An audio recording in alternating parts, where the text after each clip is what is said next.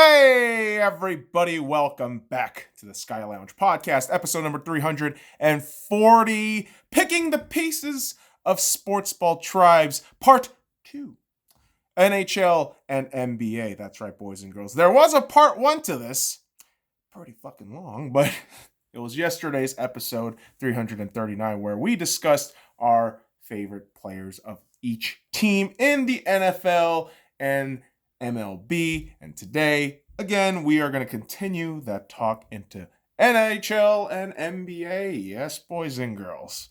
It's just going to be listing and fanboying. So if you're not into that shit, yep, you've been warned.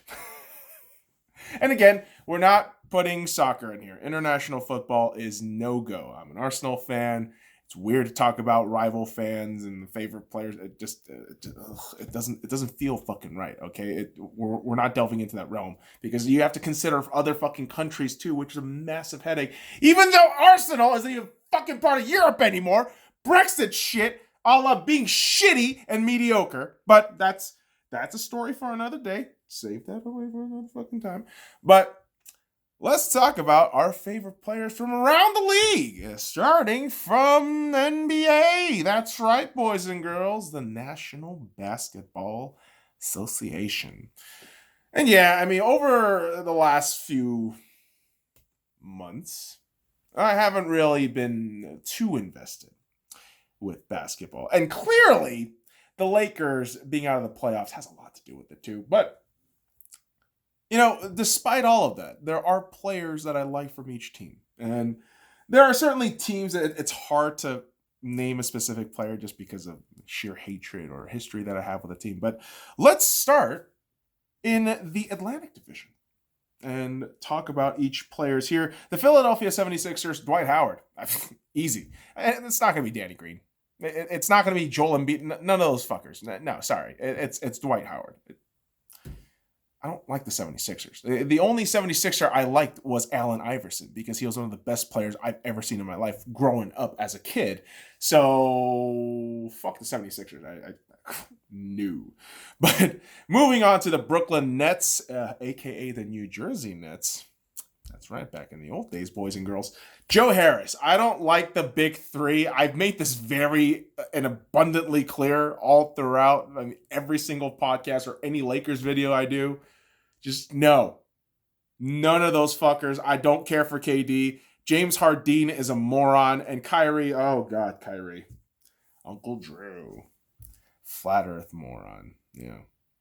That's Kyrie for you. But not about that. I'm about Joe Harris. One of the best three-point shooters in the league, but no one's ever going to talk about Joe Harris. No, sir.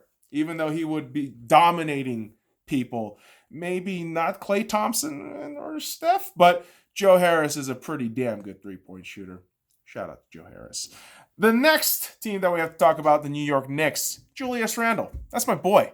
Former Lakers, great. Well, relative to the talent we had. Let's just say that because, my God. I mean, unfortunate rookie year for Julius to start, but it never really clicked with the Lakers despite the potential you saw. But the expression for Julius was always bull in a china shop.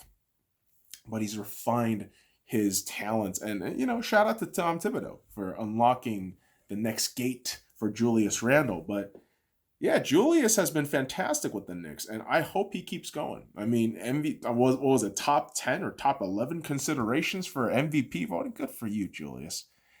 I don't think you can handle the Randle, baby. And it shows. It fucking shows. Although the Hawks kind of spanked them proper. But it is what it is, kids. And the one thing that truly is what it is the fact that the Boston Celtics are the greatest rivals to the Los Angeles Lakers. And yes, we do have our championship tied at 17, but still our greatest rival and a team that I would love to see against in the NBA Finals one of these days. If my favorite player from the Boston Celtics can come through, and if Brad Stevens can figure out the dynamic of the roster and how to capitalize with his roster. Jason Tatum. Now, he's going to be the face of the Boston Celtics franchise. He has very Kobe-esque game with him. I love the fucking way Jason plays. I've been a fucking fan of this kid since Summer League when he started and debuted with the Celtics. I thought, I don't like the Celtics, but I like this guy. He just has this mini, like, Kobe-esque flair about him and the way he just takes a shot. And you really saw him flourish throughout the regular season, Jason Tatum. But, yeah, unfortunately, the playoffs, it just never really worked out. And we move on into the Toronto Raptors, final team in the Atlantic Division, where I have to give a fucking massive shout-out to Fred VanVleet. White chocolate. Because Fred VanVleet is just great when he needs to be. I mean, listen. Shout out to Siakam. Shout out to OG Onunobi, Obi-Wan Onunobi. But, and Lowry. I give love to Lowry too. But no, for me, it's all about Fred VanVleet. I mean, the man was just sensational when the Raptors won their championship. And he's been a consistent factor for the Raptors being floating above water. I mean, with Nick Nurse and everything just kind of not working out all that well for the Raptors this season, but I still love me some Freddie VanVleet. But let's move on into the, Jesus Christ, what the fuck did I write here? Sometimes my handwriting is absolute dog shit, so I have to just kind of second guess myself. But hey, the Northwest, there we go, got the handwriting going. But in the Northwest, we start with the Utah Jazz. Donovan Mitchell, come on, he's one of the best guards in the league. I just love watching this guy play. You know, a conference final between the Utah Jazz and the Phoenix Suns would absolutely be fucking fireworks. I mean, you got Devin Booker and Donovan Mitchell on one side. Oh my God. And hopefully if Mike Conley's good to go, CP3 right there. DeAndre Ayton, Rudy Gobert. Oh my God. I mean, that should be. And Joe Ingles. Yes. Oh fuck. I should have put Joe Ingles. But no. I love Donovan Mitchell. He's just awesome. But Joe Ingles, shout out to Joe Ingles. Honorable mention right there. That's one of the main, probably only honorable mentions I'll put in there. But yeah, Joe Ingles. But let's move on into the Denver Nuggets. Nikola Jokic. Come on. I've been harping about how Jokic is the MVP all throughout the regular season. I've been high on this kid for quite some time. I mean, the crazy thing is when I saw him live in Denver, he was just as good, but now he's just gotten exponentially better. And it's like, whoa, fully evolved, like Super Saiyan 3? Nikola Jokic? Nanny the fuck? I mean, what's next, Super Saiyan God? That's when Jokic becomes the finals MVP. But we're a long ways away from that. Much like how the Portland Trailblazers are still a long ways away from their championship ambitions and any sort of semblance of optimism. But there's only one player that I actually care for in the Portland Trailblazers that I can probably stomach a little bit. Anthony Simmons. That's it. I don't like Lillard. I don't care for McCollum. Yusuf Nurkic is a really massively overrated talent. Sorry, and he's super injury ridden. Even though I ironically have AD's jersey right there. But hey, AD's won a championship.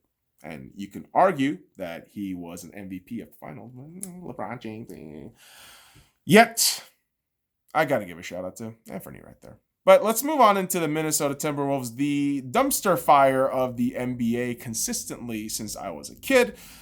And there's only one player that I like. It's Jared Culver. A defensive monster. Injured, unfortunately, but I hope they don't ruin I hope the fucking Minnesota Timberwolves don't ruin this kid. I really hope that. Because his rookie year, just some nasty defensive work by this kid. And man, someone I would love to have on the Lakers. Just saying. Just fucking saying. But we move on into the Oklahoma City Thunder. And I got to pick Shai Gilgeous-Alexander. Now, you could also, throw Luguentz Dort in there because why the hell not, right? But yeah, I love me some Shai game, man. The dude just works it, and he's a beast down there in the paint. And, hell, man. OKC could be really formidable in the near future. And it's not even near future, like 2-3 years from now. I'm talking like a season or two from a season and a half probably from now. So watch out for the Thunder, man. They're going to be dangerous. But let's move on into the Central, where we start off with the Milwaukee Bucks. I got to give a shout out to Giannis Antetokounmpo. I mean, will he win anything of significance in his career and tenure with the Milwaukee Bucks? Big question mark. I have no idea. But hopefully, Giannis can prove himself to, win a championship with the squad that he has, which is just dog shit. They're not good enough. They're just not. And you gave up way too much for Jrue Holiday. Just saying. But that's none of my business. As we move on into the Indiana Pacers, Domantas Sabonis. Love this dude. Also, shout out. European dude. And we're going to have a lot of European dudes on this fucking list. Deal with it, bitch. Because I like me some European basketball. I do. Fundamental sound. And just... what more do you want? I mean, if you have the fundamentals down, we're good to go. That's basketball, baby. But let's move on into Chicago. And I like me some Lauri Markkanen. I was going to put Vucevic in there, but no. Lauri is truly going to have to eventually become the face of this Bulls franchise. I still feel like he can, maybe, but I like Lauri Markkanen. I do. Solid guy. Could probably be a 24-point. Yeah, that's probably being too generous. Maybe like 21-point a season kind of guy, right? Maybe put 5 rebounds in there, like 2-3 assists. And if you can get that shit on like 50 or 45% shooting in his size with the way he plays it, hey, good for Chicago. But let's move on into the Cleveland Cavaliers, and this was rough, but there's only one boy, Larry Nance Jr. And you'll notice, yes, there's a lot of former Lakers on this list for very good reason, because Larry Nance Jr. was part of the Lakers suckitude. And I have to give a massive shout out to Larry, because Larry, you were fantastic. I was fucking bummed out when he got traded out, but I'm par for the course, boys and girls. But let's move on to the Detroit Pistons. And I got to put Jeremy Grant in there. The way he balled out in the Nuggets team last postseason, and then just to continue that in the regular season and just flourish into this 20-plus point player. Brilliant stuff by Jeremy Grant, and love it. Absolutely love it. And let's move on to the Southwest, where we got to talk about the one thing I love in basketball other than the Lakers. It's Luka Doncic. It's Luka goddamn Doncic. Come on, man. Dallas Mavericks, Luka Doncic. My favorite player in the league. As a Lakers fan, I adhere to my Lakers fandom. But this is how I, muddle the waters a little bit. I have a Luka Doncic Slovenia jersey. Knockoff. I also have the Luka Skywalker t-shirt that I bought from American Airlines Center over there in Dallas when the Mavericks faced the Heat. And that game went to overtime, but Luka got hurt in the first 5 minutes. And that fucking bummed me the fuck out. And I also have the Luka Doncic All-Star jersey, which I am very, very, very, very, very proud of. And god damn it, man, I just love me some Luka. Just love me some Luka. He's like a European LeBron and less stupid. He's not going to upset some fans. I don't give a fuck. Luka's just fantastic, dude. And the reason why the Clippers, and again, a huge, massive kudos to Kawhi Leonard there, because he just dominated that series. But man, the fucking Mavericks suck ass so bad. The fucking 1-2 punch is what? What exactly? Tim Hardaway Jr.? Kristaps Porzingis, I mean, when he's healthy, like, what the fuck? It's wild, man. But that's enough of my Luka Doncic rant, but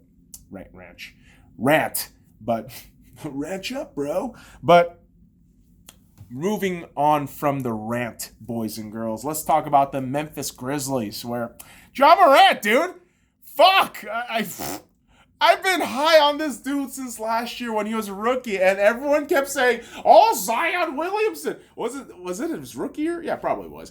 Zion Williamson, the greatest thing ever. Shut the fuck up. No. is Ja. Ja's here right now. Play-ins, playoffs, he's done it. He's done all that shit. And he's proven how much of a baller he is. Absolutely insane at times how good this kid is. And again, a kid like Brandon Clark alongside Ja Morant, it just makes that Memphis Grizzlies team that much more exciting to just anticipate for in the near future. And Ja Morant is just going to be that leader, the heart of the team, and he is just the face of the franchise. It's absolutely amazing what this guy has been doing with the Memphis Grizzlies. But let's move on into the San Antonio Spurs. Patty Mills! Appreciate you, Patty. Aussie boy. Why, mate? Yeah? Right there, Patty. Love you, buddy. That's some weird shit, but don't ask me and then you love him. I love his game. Makes me appreciate basketball that much more. That's love, baby. Love. And the love of course, continues with the New Orleans Saints. The Saints, Jesus Christ. New Orleans Pelicans. My God. They're not that, They're actually that much more different because the Saints at least won a championship. Pelicans. The Pelicans. Listen, I would pick Lonzo Ball in a heartbeat, but this man is going to be a free agent. So I can't for sure say Lonzo Ball, but I will make sure Lonzo Ball's name is there because Lonzo Ball was my favorite player with the Lakers for the few years he was with us. But Brandon Ingram. Yes, Brandon Ingram. Watching him become the full-fledged all-star that he is now is just wonderful. Just wonderful. It's everything that I hoped he would be when he was with the Lakers, and it's just flourishing. I'm like, I'm bummed out that you're not with us, but I'm happy that you're growing so well. And damn it, Brandon Ingram. B.I., my boy. Still have his number 14, all-white Adidas jersey. I got to bust that out one of these days, man, because B.I. deserves a lot of love, man. Fantastic. And another player that deserves a lot of love and the kind of dumpster fire known as the Houston Rockets is Eric Gordon. My God, Eric Gordon. Just the only guy when the Houston Rockets completely choked in their playoff run and they just went 0 for 27. I'm sure Eric Gordon was part of a huge problem, but Eric Gordon was consistent compared to a guy like Harden. So, and Eric Capella for whatever that's worth. But there you go, kids. That's that division all wrapped up. Southwest. But on we move on into the Southeast. Ooh. And the Atlanta Hawks. I almost called them the fucking Falcons because sometimes they're the same fucking thing. But I got to go with John Collins. I respect Trae Young. I do. But, yeah, John Collins. Solid. Professional. Well, not so professional in the way he's been dealing with his contract and trade and all that shit. But I'm pretty sure that's also agents and team and GMs too, which is a whole fucking load of mess that we can get into another day. But let's move on to the Miami Heat. Jimmy Butler! My boy, Jimmy! He wasn't the villain in the Minnesota Timberwolves. The Minnesota Timberwolves are fucking trash. Jimmy Butler was the only enlightened one. And we saw it fully form out last year in the finals. And you know what? Even as a Lakers fan, enjoying the win of a championship, I was fucking bummed the hell out for Jimmy Butler. I love Jimmy Butler, man. The fucking come-up story that this dude has, the way he plays his game, the fucking unbelievable still picture of him just grueling his fucking just mind and body to get down and try to win some fucking games for his team. Dude, I love me some Jimmy Butler. The dude is just fucking amazing. And yeah, I hope they can win something. They figure some shit out roster-wise. So get it done, Miami. Now, that brings us to the Washington Wizards. I gotta go with Russell Westbrook. I've loved this dude since, 2015, 14? Russ is awesome. I still love Russ. Triple-double machine. That's what those fucking morons in Fox Sports and ESPN calls him, but shut the fuck up.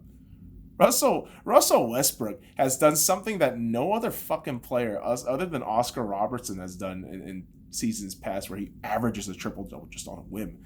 But yeah, I mean, when you look at the fucking games, he needs to do those things.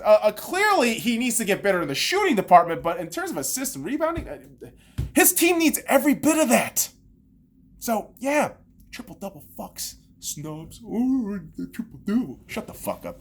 Now, let's move on into the Charlotte Hornets, where one player, I mean, come on. You mentioned me just slobber on about Lonzo Ball, but here you go, LaMelo Ball. Dude, Melo has just been unreal. MVP, MVP of his team, of course, but Rookie of the Year by far before the injury, in my opinion. And he is just going to carry this franchise to something special. I can feel it. And imagine if LiAngelo and Lonzo all joins into the Charlotte Hornets. Of course, I mean, that's just going to be an amazing meme. Just LeVar and MJ and all the fucking family down there with the baller brand. Big baller brand. But, Lord, LaMelo's fantastic. Now, we move on to the Orlando Magic. Orlando Magic! And I gotta go with Mo Bamba. I still think the center has potential. I just hope this shit house of an organization doesn't mess him up, which they probably will trade him off in about a year or two. It's just the way the Orlando Magic runs. It's just in their DNA. I just look back up to Shaq, man. Come on, let's move on. It's just gonna piss me off when we talk about the Orlando fucking Magic. Now, the Pacific Division.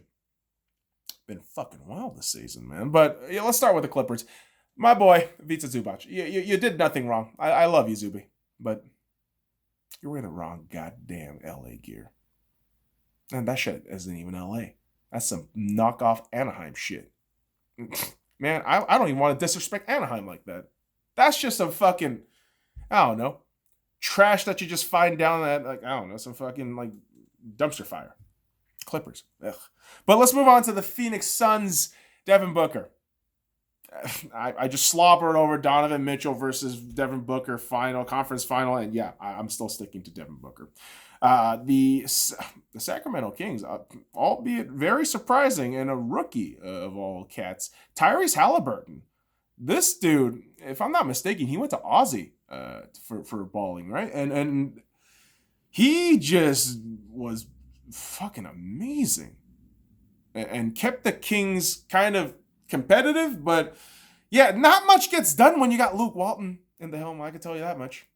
Although I had a lot of optimism with Luke. Just never worked itself out. But that brings us to talking about the Golden State Warriors, and you would think I would pick Steph Curry, but no. Klay Thompson. You know, all around, just more balanced guard. And when he's hot, there is no one hotter than Klay in the league. No one. This man can easily just go for 75 points on a night if he wants to. If he can just maintain that heat and that green bar. But love me some Klay. Shout out to you, Klay. Hope you get better. And when you get back, you're just going to be the, pun intended, of course, warrior to lead your boys into something special. But nothing too special. You're still the fucking Golden State Warriors. If you join the Lakers, though, come on down. Which, yes, finally, let's talk about my Lakers. Alex Caruso. Yes, I have my AD jersey. Yes, I have a lot of merch, including Kuzma, all that shit. But no, it's Alex Caruso. This guy, someone that I've been watching since Summer League, since his G League days and his first come up. And even that oddity where Andre Ingram came up. And him, Alex Caruso, all the boys were just, we weren't great, but we were still fun to watch. And so, yeah, love me some Alex Caruso. Number 4, White Mamba. He's just the guy who just gets shit done. He is the glue that holds the superstar team together. Much like how Jared Dudley is one of the best fucking bench veteran presence ever. But, yeah, Alex Caruso. My boy. But let's bring the talk now into some hockey. And in the National Hockey League, boys and girls, we start off with the Atlantic. And boy, oh boy. There is going to be many things that we're going to have to talk about with the Atlantic Division, where the Boston Bruins, got to mention Brad Marchand. I know it's a weird thing. I know people don't fucking like it, don't care for it, but yeah, I like Brad Marchand. I like the way he plays his game. No one can really say shit about it. Much like how the Montreal Canadiens, as much as I can shit on them and criticize them, I can't criticize Carey Price. Love that guy too much. I think he's just wonderful. Also an amazing goaltender. And yeah, the Vegas Golden Knights are going to be facing him in the semifinal of the Stanley Cup playoffs. It's just amazing what a season like this can do. But moving on to the Buffalo Sabres, it's just miserable Buffalo Sabres. But I got to go with Rasmus Dahlin. Still a great defenseman, and can definitely pick the pieces up. But yeah, hopefully the Sabres don't fuck him. Let's move on to the Detroit Red Wings before we get more pessimistic. But Jonathan Bernier, a player that has been kind of going under the radar, but a really solid goaltender as well. And along with Grice, I think you're going to see something really special happening in the Red Wings in about a season or so. Definitely don't count these guys out, especially with Stevie Y at the helm. Now, the Florida Panthers, Keith Yandel. Iron Man, what more can you say? What the fuck do you think? I was going to pick Bobrovsky? Get the fuck out of here. Get the fuck out of here. Now, let's move on into the Ottawa Senators. Eric Brandstrom, the Brand Wagon. We're still here. Yes, Vegas Golden Knights fans still like some Eric Brandstrom. Michigan. But that brings us to the Tampa Bay Lightning and Andrei Vasilevsky. Vazzy, in my mind, is still the best goaltender in the league, right alongside Carey Price. And, man, Vazzy is going to do some nasty shit to the Islanders in that semifinal match. But that brings us to the Toronto Maple Leafs, who, I mean, we have no business talking about semifinals and the Toronto Maple Leafs. But when it comes to the semifinals of, winning the draft lottery, they did win it pretty big in Austin Matthews. And he still is my favorite player, and he still is consistently great. Playoff time, not so much. And it sucks, but it is what it is with Toronto. That's on par for the course. The heartbreak, right? But, kids, I mean, what the fuck do you expect? It's Toronto, okay? But that brings us into the Central Division, where I have to talk about, first, the Arizona Coyotes, who will be part of the Central Division starting in the 2021-22 season. And Oliver Ekman-Larsson is just an all-around great player that I've watched for a long time.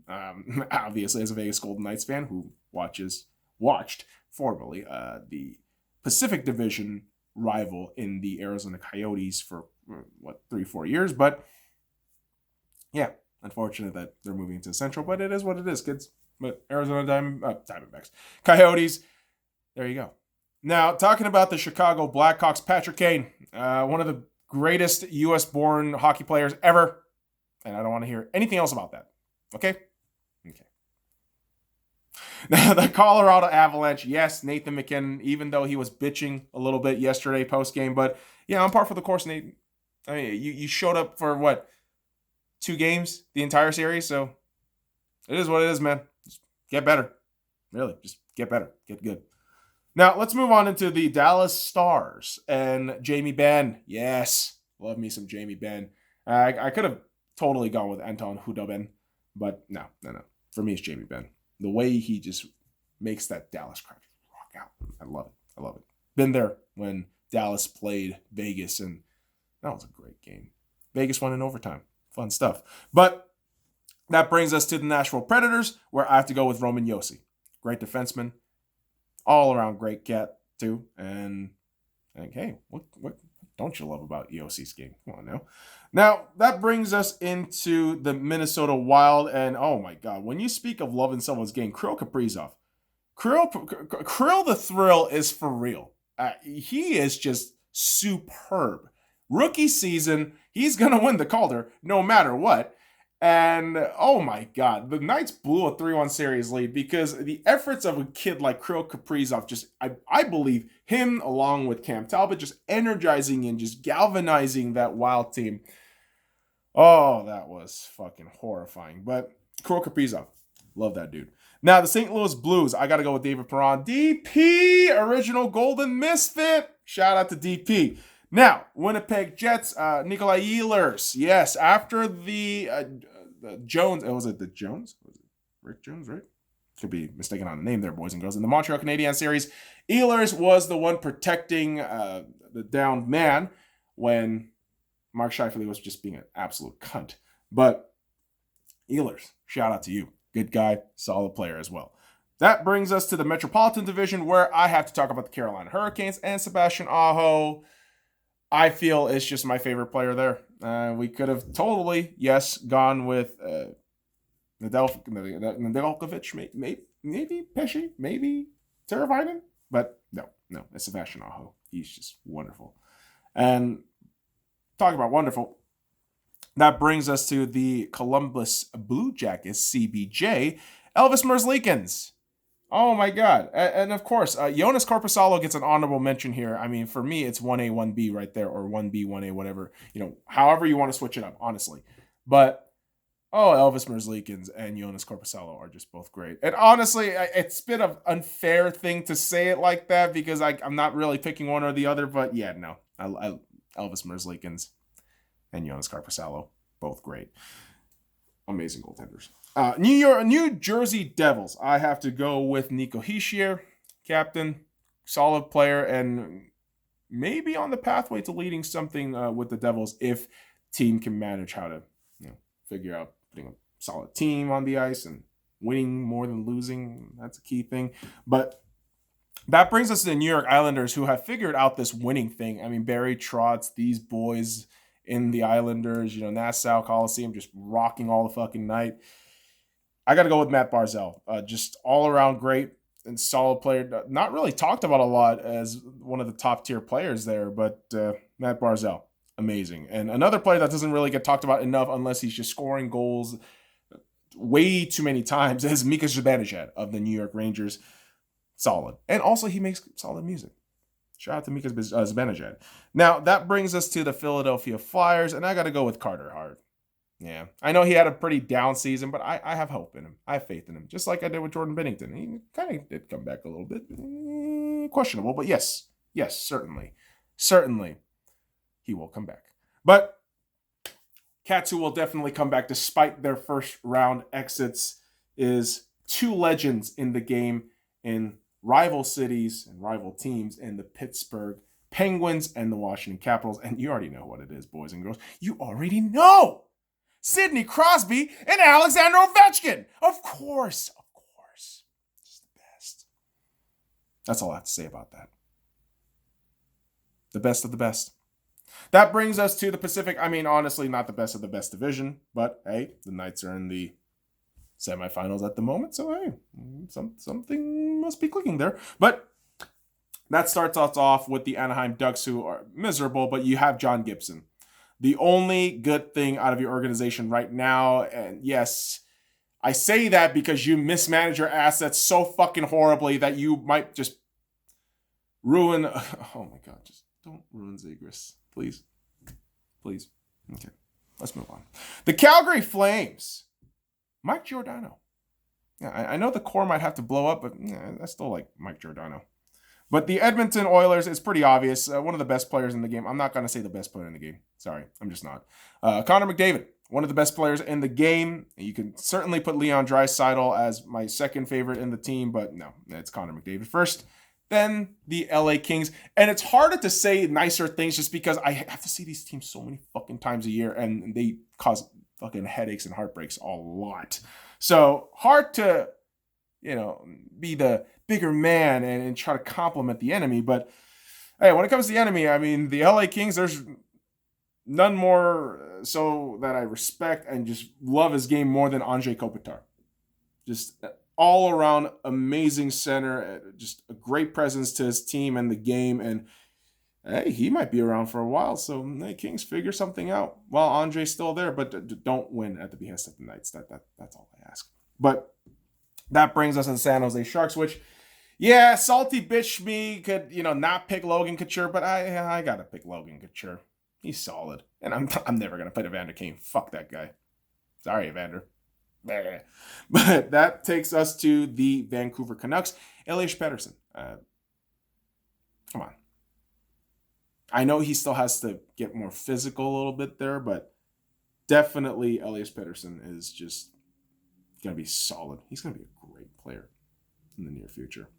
But that brings us to my team, the Vegas Golden Knights, and it's hard. It's very hard, but I got to go with William Karlsson. Wild Bill. I know Marc-Andre Fleury is the easy answer, but Wild Bill is so underappreciated at times. The things he does, and of course, Mark Stone, our captain, Selke finalist, just amazing all around stick skills. But dude, Carlson is not the same, but like his quality is still there. He can basically play a first line center if he needs to. And I love me some William Carlson. That beautiful golden Swedish hair. Kudos to you, William. But that brings us also into talking kind of about the Seattle Kraken. And who the fuck knows who my favorite player might be? But hey, wouldn't it be curious if they got somebody like, I don't fucking know, Mitch Marner? That's wishful thinking. Maybe. But you never know in the world of sports ball. Yet here we are, boys and girls, guessing and just fanboying. But I'll leave you there for tonight. And so, there you go, boys and girls. Until tomorrow, next episode, fuck off.